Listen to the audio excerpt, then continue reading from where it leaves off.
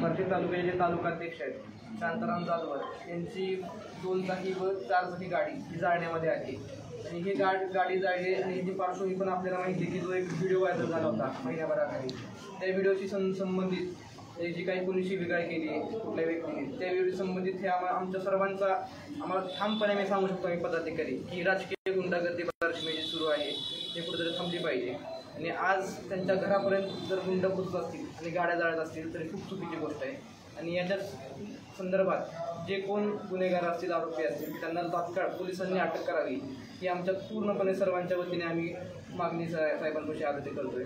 बाकीची माहिती आपल्याला नागेश पण या ठिकाणी आम्ही सर्वजण आमचे सहकारी मित्र शांताराम जाधवर यांच्या घरासमोर त्यांची 4 चाकी आणि दुचाकीचे वाहन जाळपोळीची घटना घडली त्या संदर्भानं आदरणीय पोलीस निरीक्षक फडे साहेब यांना निवेदन देण्यासाठी महाविकास आघाडीच्या वतीनं आदरणीय सुधीर भाऊ विश्वास भाऊ यांच्या नेतृत्वाखाली उपस्थित झालेलो आहोत।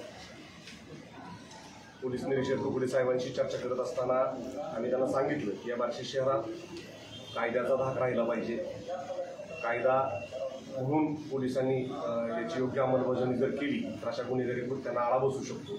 झालेली घटना अत्यंत दुर्दैवी आणि चुकीची आहे। त्या घटनेची पार्श्वभूमी सगळ्यांना माहीत आहे। त्याच्या पार्श्वभूमीवर यापुढच्या काळात अशी कुठलीही घटना घडता कामा नये याची काळजी पोलिसांनी घेणं गरजेचं आहे। त्यांनी या ठिकाणी बार्शी शहरात बंद असलेले कॅमेरे याचाही विषय पोलीस साहेबांनी सांगितला।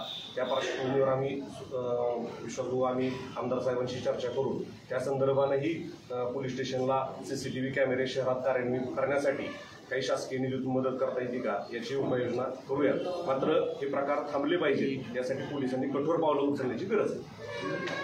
ते तुम्ही ज्यांच्याबद्दल सांगताय ते आज उपस्थित दिसत नाही सर, त्यांच्या घरी लग्न काय बोलताय का साहेब?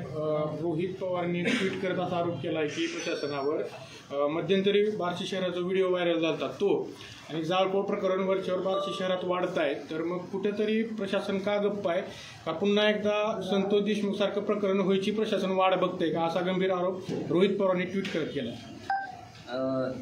जरी प्रकरण नोंद आहे त्याचा तपास चालू आहे। तपास ज्यावेळेस पूर्ण होईल किंवा त्या निष्पन्न होईल ते कळवलं जाईल। सध्या त्याच्यावरून काय बोलू शकतो।